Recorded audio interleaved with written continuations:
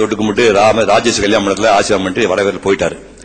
அப்புறம் ஒரு 6:30 மணிலிருந்து 9:10 மணி வரைக்கும் சினிமாக்கான வந்துட்டே இருக்கிறானுங்க. போட்டோ பச்சு எடுத்துருக்காங்க. இந்த அம்மா வந்து பாவம் BA படிச்சிருக்காங்க அவினாசி ஹோம் சயின்ஸ்ல, கிராமத்து பொண்ணு.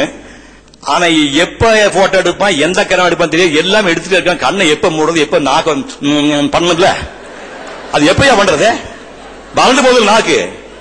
அப்ப போட்டோ எடுத்துட்டு எப்ப பண்றது, போட்டோ எடுத்துவாங்க அப்படின்ட்டு வாயெல்லாம் வறண்டு போய் கண்ணாச்சி மட்டும் முடியாம ஒரு 3:30 மணி நேரம் நின்று நொந்து நூலா போய் நைட்ல போனா, அன்னைக்கு ஃபர்ஸ்ட் நைட் மாதிரி நாங்க 2 பேர் நைட் தங்குற நாள்.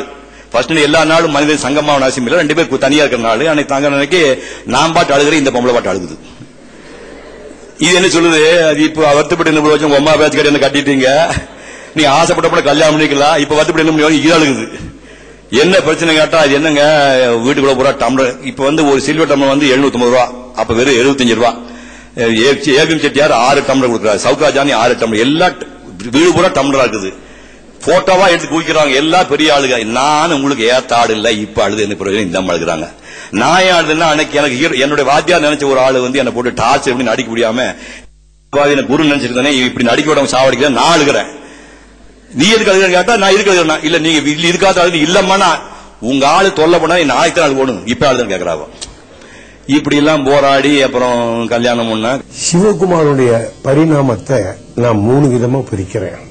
ஒன்னு அவர் நடிகர், இன்னொன்னு மிகச்சிறந்த ஒழுக்கவாதி, 3வது ஒரு நல்ல இலக்கியவாதி. பெண் என்கிற தலைப்பில் அவர் பேசின டிவிடியை பார்த்தேன்.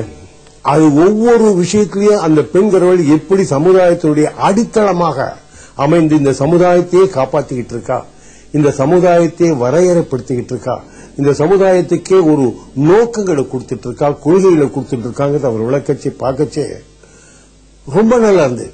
அதை கேட்கச்சே சில சமயத்துக்கு எனக்கு அழுக வந்தது. அந்த அழுக அவருக்கு வரணுமேன்னு அவரை பார்த்தா அவர் அழாம தான் பேசிக்கிட்டு இருந்தாரு. எவ்வளவு நேரத்துக்கு இவர் அழாம இதை பத்தி பேச முடியும்னு நான் என் மனசுக்குள்ள கேள்வி கேட்டேன். ஒரு ஸ்டேஜில் அந்த லெக்சர்ல அவரும் அழுதார், அவரும் கண் கலங்கினார். ராம்ராஜ் ஜோதிஸ் சிவகுமாரன் வாழ்க்கையில் தாய், மனைவி, மகள். ஒரு சிறிய இடைவேளைக்கு பின் தொடரும்.